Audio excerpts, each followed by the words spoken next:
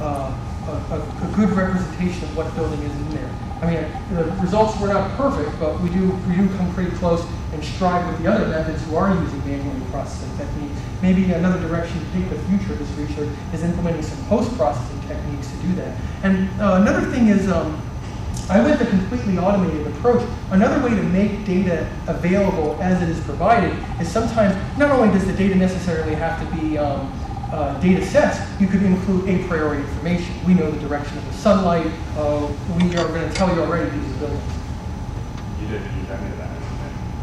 I tried using the direction of the sunlight, but it didn't really wind up greatly influencing me. I did try a method where if I knew the direction of the sunlight, traverse the whole suspected region there, and if it overlaps with shadow, great, then we'll have that as a shadow region. But sometimes stuff occluded the shadow on the shadow side of the building. There was trees, or for whatever reason, sometimes the building was angled in such a way that the sun didn't cast a shadow on there. So it was very, very difficult to make the shadows reliable. Wondered about limitations on the data too, right? You had some impressive results, right? On 2 data sets, right? Alaska and Australia. So you're still on the letter A, right? I'm still on the letter A. You're still on the letter A. There's a lot of other cities and there's a lot of other countries out there where there's data, right? You ran it on 2. One thing I will comment is, one nice appealing aspect about our data sets is we don't have just a collection of industrial buildings, or there isn't one type.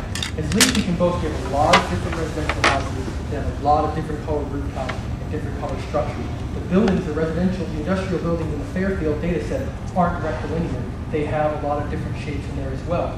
What's nice about the other buildings in the Anchorage data set are commercial high-rises. So at least I'm not presenting only a low-level lying industrial building. There are commercial high-rises in there. The variability for the buildings is incredible. God forbid we do this with theme parks. I mean, the theme parks, so yeah, would you even want to call them, venture to say what kind of buildings they are. So I think this is a step in the right approach. I think we go leaps and bounds beyond what's at least on the aerial image side. What they compare the results to is deplorable. Most of those are only a couple hundred buildings at a time, and most of those are large buildings. And for the LiDAR data, I don't know what Bosselman did, but Matanikin wound up at least showing what his results were, indicating what buildings he did. At least Rottensteiner did actually show, at least he only used the Fairfield data set, but at least in the Fairfield, you have a lot of different sized houses and then the industrial buildings. Ulrich wound up doing downtown areas, and that's what's nice about the Anchorage data set, is it kind of has a downtown area, but then Ulrich didn't expand the results for residential. So I guess that gets to summarize, because I incredibly ramble on at the machine learning meetings and go over my time, is there's a lot of different variability present in these data sets for both of them, which is definitely a good thing and is taken toward a stride. Is everything in there? No, but at the same time, it's not like I just looked at the big buildings or just the residential. There's a lot of variability in there, and we describe some more of that variability in the dissertation. So what was the limitation? Why use only the 2 data sets and not 5 or 10, 12? It did take some time. All that time manually delineating the ground truth? I mean, that's got to be. So you got to keep them around another couple of years. Can we get some undergraduates first of all?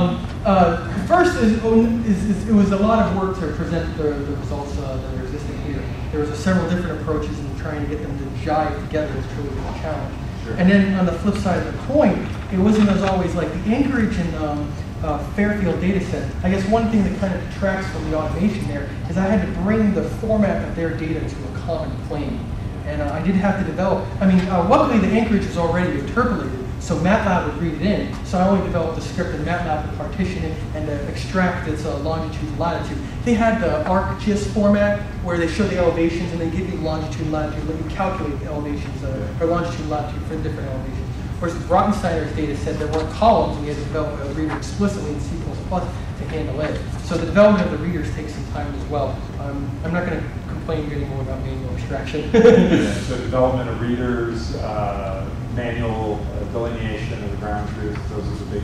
I did come across your data set. I started one that you passed on to me, and I did ask some questions to the people there, and they said you'd have to talk to the other person for another person somewhere else that was responsible for that specific subsection for aerial image coverage. We could have just tested the LiDAR, but then it would have been a reader to handle that, and some of the information there wasn't consistent with some of the other data sets. The other thing was, I found it's particular when I go to people and I ask them, I mean, I'm a beggar, please give me what you can get, but can the data set please have some buildings in it? And like, I did ask UF, but UF only had like 1 point per 5 meters squared, which was really difficult to identify the residential buildings at all at that point. So getting the restrictions from them is difficult. But the data set is available. I actually contacted 50 different vendors, as well as various researchers for the data. So there are people procuring it. It's just when a vendor goes to procure the data becomes proprietary to the commercial user. So finding end user data sets was a challenge. So would you suggest that the community needs some standard data out there, right, that everybody can test against? I think one thing that's nice is at least we're getting common formats, like the ArcGIS is starting to become an accepted format. If we could somehow get an accepted format for the data, that would make the legwork a little bit easier, but then the freely available data would definitely be nice. If we could all, hey guys in the academia at the next IGARS conference, let's use this data set on all of our algorithms from now. Compare to what else you have, but use this data set. Robin Steiner said he was going to make this data set available, but I never saw him do that. He let me and wiped it off of his server. So basically, we use something like the Lena English. Yes, exactly, for LiDAR, right? For Lena LiDAR. I also wondered about the aerial photography. And most aerial photography, right, is nadir taken, but there's often, numerous, most of the time, it's taken in spherical. That is, there's an image taken, and then there's another one taken right after or right before that overlaps it, so you get virtual stereo, right? And from the virtual stereo, you can then extract terrain. So I wondered why you limited yourself to monocular aerial photography. Because the monocular aerial photography was provided to me by both vendors, so I decided to pursue that route. And you didn't have the ability to get any stereo for those locations? No, not the resolution that they were available. I look at the Google Earth. I actually show, because they don't want me to distribute the data sets, I showed the Google Earth, but the Google Earth was native for those specific terrains. I didn't find those terrains, which is pretty interesting. Also, one thing that's also nice about this phase correlation approach is that the LiDAR data and aerial imagery were taken at different epochs. Buildings in the LiDAR data are not in the aerial imagery. Rottenstein didn't know this because I think he had someone else to be able to extract his buildings for him. Yeah, so I was going to ask you about that actually. And so what happens, how does your algorithm handle situations where there's features, there's buildings in the one data set but not the other? I manually extracted them respectively, so when I show you the results for the individual algorithms, that's not a problem. When I show you the end results, I decided for the end results to compare it to the LiDAR data, because the LiDAR data, the points were irregular, and we're able to, so I used that as the reference set when I combined them together. Okay. Yeah. You got to make a choice. I'd rather use the LiDAR data because we had the ability to preserve the irregular point spacing. I know Rottensteiner's was interpolated for his reference set. Do you have another question, Dr. Perkins? Oh, sorry. I think it was probably along the lines that Archie asked, that although you have got a limited data set, there are some rules of thumb that you can extract, and you can make some extrapolations that if you give me another 100 data sets, I would do well if this and this and that, and I would do well if this and this and that. So is this something that you could state? Or, What would give me confidence in saying that if you gave me more data sets that I did so, I would do well on those data sets, is the fact that the variability of the buildings we had in the existing data sets and the different terrains. Again, in the dissertation, we documented at one point that there were like hills in the anchorage, and then there were trenches in the Fairfield. And those trenches wound up giving me a wonderful headache for a long period of time. So there's different characteristics. There's different, and there's like one forest into the northeast and a different type of vegetation in the Fairfield. And then the variability of the building. But we were fortunate enough not to have all industrial low-level lying buildings. We had a downtown commercial high-rise in one of them, and then all sorts of a whole slew of different.